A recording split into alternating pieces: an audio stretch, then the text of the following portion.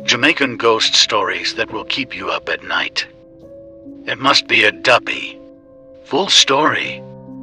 A man from Westmoreland, Jamaica, was really afraid of duppies. Whenever him walk late, him always afraid fi buck one.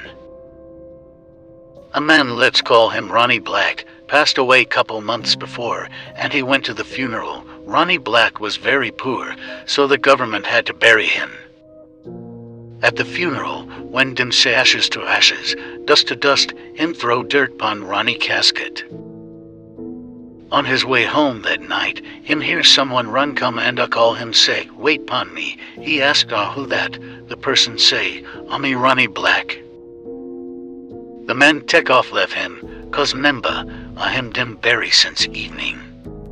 The next morning, him out of the crossroad and the same man come a talk to him, so him not answer, him refuse for even look pon the man.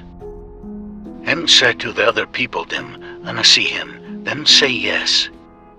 The man say to him, "Ronnie, me come a you funeral and throw dirt in your grave." The man laugh and say, "No man, enemy dat, is a different Ronnie Black that." After that, the man from Westmoreland stopped believe in a duppy. Follow Jamaican True Stories on YouTube. Link in bio.